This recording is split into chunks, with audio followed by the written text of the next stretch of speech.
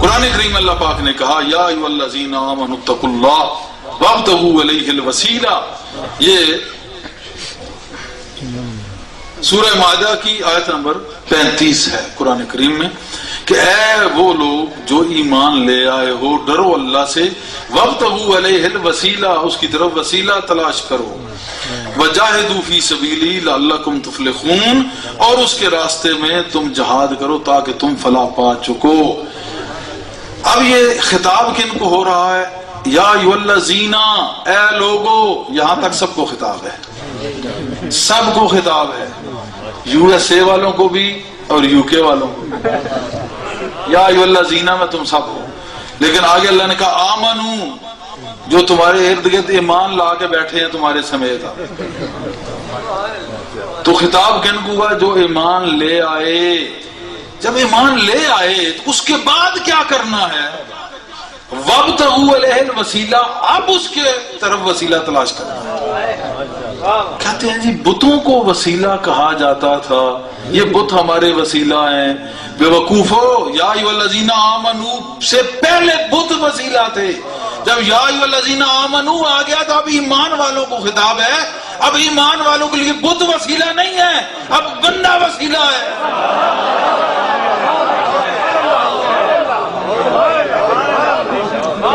سمجھ آ رہی بات؟ یہ بتوں کی جو مثال دیتے ہیں, بت تو ایمان سے پہلے ہیں. جن جو ایمان نہیں رکھتے ان کے لیے بت آج بھی وسیلہ ہے. لیکن جو ہم ایمان رکھتے ہیں تو ہمارا وسیلہ پتہ چلا بت نہیں ہے, یہ بندہ ہے.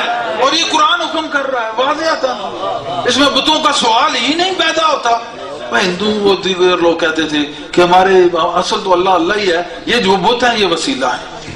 بے وقوف ہو, وہ بت تو ایمان کے بغیر وسیلہ تھے. جو تھے ہی نہیں انہوں نے بنائے ہوئے تھے, جو تھا ہی نہیں وسیلہ وہ تو ان کا خود ساختہ تھا. جب ہم ایمان لے آئے تو اب پھر جو وسیلے کا حکم آ رہا ہے, کیا اب تم پھر بتوں کو وسیلہ بناؤ گے؟ جاہلو, بت وسیلہ نہ تھے نہ ہیں. اس وسیلہ سے مراد اللہ کے ولی ہے, اللہ کے نیک بندے. اور میں ہی نہیں کہہ رہا, یہ میری میرا یہ مفہوم میں بیان کر رہا ہوں, لیکن اس کی تائید میں آگے میں حوالے بھی دوں گا کہ میں نے نہیں کہا کہ یہ وسیلے سے مراد اللہ کے ولی ہے. یہ اور لوگوں نے بھی کہا ہے, شاہ عبد العزیز نے بھی کہا ہے. ان کو سب اپنا پیشوا مانتے ہیں, انہوں نے بھی یہ کہا ہے کہ فقط آپ کہیں گے یہ اپنی مفہوم میں انہوں نے نکال لیا کہ بندہ وسیلہ. تو مجھ سے پہلے بہت عالم اجل, بہت علامہ زمان, علامہ زبردست میں کہوں گا, علم طاق اور اللہ کے ولی بھی تھے. شاہ عبد العزیز اللہ کے ولی بھی تھے. تو انہوں نے بھی یہی کہا کہ یہ بندہ ہے, وسیلہ بندہ ہے. کس کا؟ بندے کا. جب ایمان لے آئے ہو تو پھر کیا کرو؟ اتقو, ڈرو اللہ سے, اللہ سے ڈرا کرو.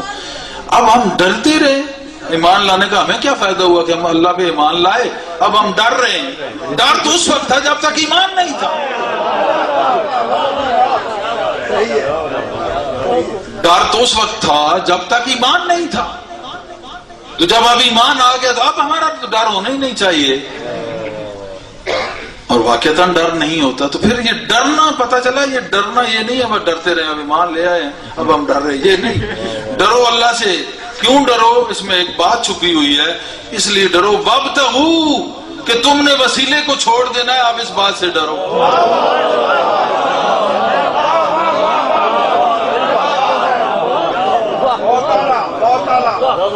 تم نے وسیلے کو چھوڑ دینا ہے, اس بات سے ڈرو. ورنہ اللہ سے اگر ایمان لا کے ڈرنا ہے تو پھر ہمیں فائدہ کیا ہوگا؟ کمال. ڈرے تو کافر جو مانتے نہیں. قرآن کو سمجھ نہ ہو تو آقا نے کہا تھا انی تارک فیکم ثقلین,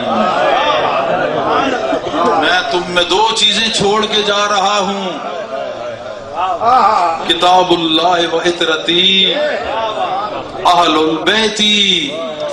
میں تم میں دو چیزیں چھوڑ کے جا رہا ہوں. مولانا اشرف علی تھانوی صاحب نے اس حدیث کو اپنی کتاب میں رقم کیا ہوا ہے. اپنے یعنی جو ہماری ایک لائن ہے سب ٹھیک ہے، کسی کو نہیں ہم غلط کہتے، سب ٹھیک ہے، جو بندے کا قائل ہے وہ ٹھیک ہے، ہمیں اس سے کیا غرض؟ میں آپ کو سمجھانے خاطر کہ ایک عالم اہل علم تو ہیں، عالم دین تو ہیں، انہوں نے بھی لکھا اس حدیث کو رقم کہ قرآن اور اہل بیت چھوڑ کے جا رہا ہوں، چھوڑ کے گئے نہیں ہیں، میں نے چھوڑی ہے، میں دیکھ رہا ہوں تم ان دونوں کے ساتھ کرتے کیا ہو۔ تو ڈرو اللہ سے، کیوں؟ بالکل نہیں ڈرنا، نحن اقرب علیہ من حبل الورید، وہ ہمارے قریب ہے، ہماری حفاظت نہیں کر رہا، وہ حفیظ نہیں ہے، کیا وہ ارحم الراحمین نہیں ہے؟ تو جو سب سے زیادہ رحم کرنے والا اسے کوئی ڈرتا ہے؟ 70 ماؤں جتنا پیار، ایک ماں ہو تو کوئی اس سے نہیں ڈرتا۔ والد سے ہمیشہ ڈر ہوتا ہے، ماں سے ڈر نہیں ہوتا، کیونکہ ماں صرف محبت ہوتی ہے۔ اور بے وقوف جو ارحم الراحمین ہے اس سے تو ڈرتا ہے، کتنی نادانی ہے کہ محبت والے سے ڈر رہا ہے۔ اس سے امر کا یہ پتہ چلتا ہے، ڈریں وہ جو فوت ہو گئے ہیں، جن کو حیات دے گئی، وہ تو میلے دیکھ رہے ہیں، لگا رہے ہیں، ان کو ڈر کس چیز؟ الحکم للہ، اللہ کا حکم ہے۔ کیا ہے حکم؟ یا ایھا الذین آمنوا اتقوا اللہ، آمنوا اتقوا اللہ، اتقوا اللہ، یعنی اس سے تم ڈرو۔ کیوں ڈرو؟ اب ایک سوال پیدا ہوتا ہے کہ ہمیں ڈرے کیوں؟ ڈرو وابتغوا الیہ الوسیلہ، کہ ڈھونڈو اس کی طرف وسیلہ، کہیں تم وسیلے کو چھوڑنا، وسیلے کو بھول نہ جاؤ، تلاش کرو، تلاش کا حکم ہے، یہاں سے آ گیا تلاش شیخ، یہاں اس آیت کے ان حروف سے تلاش مرشد کا امر قرآن میں آ گیا کہ پہلا سبجیکٹ جو ہے روحانیت میں وہ تلاش پیر ہے، تلاش مرشد ہے، مرشد کو تلاش کرنا یہ پہلا سبجیکٹ ہے۔ جب تم تلاش کر لو تو پھر تم اس کے ساتھ ہو جو مراد اس کی جماعت میں داخل ہو جو، جماعت میں داخل ہونے کا نام بیت ہے۔ قرآن کیا کہہ رہا ہے؟ وابتغوا الیہ الوسیلہ، کوئی وسیلہ تلاش کر اور بیعت کر، یہ قرآن کہہ رہا ہے۔ اب وہ کیا کرائے گا وہ تمہیں؟ وجاہدوا فی سبیلہ، وہ اللہ کے راستے میں تمہیں مجاہدہ کرائے گا کہ ایک عرس ہوگا، بڑے دور سے تم آؤ گے، لمبے لمبے سفر کر کے آؤ گے، گاڑیوں میں دھکے کھاؤ گے، ذلیل ہوگے، پیسہ خرچ کرو گے، بیماریاں بھی ہوں گی، بیماریوں کو برداشت کر کے آؤ گے، یہ سب مجاہدہ ہے۔ وجاہدوا فی سبیلہ، بارشیں ہوتی ہیں، خوف، غم، ساری چیزیں ہوتی ہیں، یہ سب مجاہدہ ہے۔ پھر عرس ختم ہوگا تو پھر 3 دن کے لیے تمہیں بٹھا دیا جائے گا۔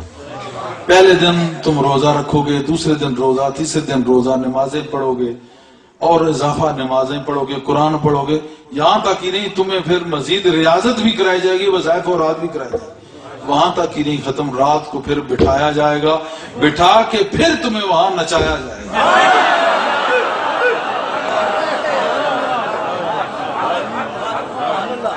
وجاہدوا فی سبیلہ، شیخ کامل کیا کرتا ہے کہ اس کے راستے میں جہاد کراتا ہے کہ تو نے جہاد کرنا ہے، جہاد کرنا ہے اس کے راستے میں، کیونکہ وابتغوا الیہ الوسیلہ جو کہا نا، وسیلہ تلاش کر، تو اس کا یہ مطلب نہیں کہ وسیلہ تلاش کرنے کے بعد پھر اپنی پڑھ، وسیلہ جب تلاش کیا تو پھر وسیلے والے کی سن، اپنی نہ پڑھ، پھر اگر تو نے اپنی پڑھی تو پھر تجھے اپنی پڑھ جائے گی، پھر تجھے اپنی پڑھ جائے گی۔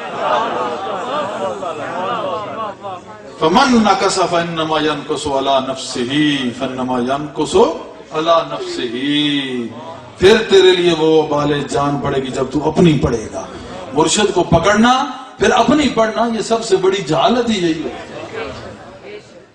بہت سارے لوگ اس میں رد ہو جاتے ہیں کہ آ کے اپنے اصول، اپنی ترکیبیں بتاتے ہیں، ترتیبیں بتاتے ہیں، اپنا علم بتاتے ہیں، اپنے اصول وضع کرنے کی کوشش کرتے ہیں کہ سلسلہ ایسے نہیں ایسا ہونا چاہیے، ویسے نہیں ایسا ہونا چاہیے۔ ارے بے وقوف ہو، وابتغوا کیوں کہا تھا؟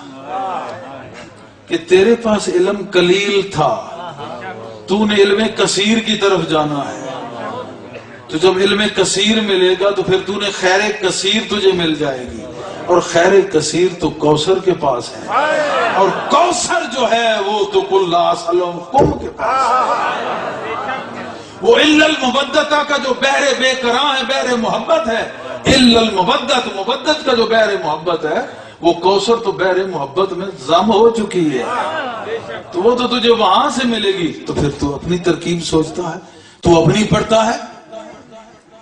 جب بھی مرشد کی بارگاہ میں آؤ، اپنے دل پہ تالے لگاؤ، اپنے دماغ پہ تالے لگاؤ، صرف دیکھو اور کچھ حاصل کرنے کی کوشش کرو۔ جو سمجھ نہ آئے پوچھو بھی، بے شک پوچھو، لیکن یہاں آ کے اپنی ترکیب کرنا، اپنی پڑھنا اپنی پڑ جاتی ہے۔ وابتغوا علیہ الوسیلہ، تو وہ تو وسیلہ تلاش کر۔ وسیلہ کون ہوگا؟ بندہ کون؟ بندہ عام نہیں، خاص بندہ اللہ کا ولی بندہ۔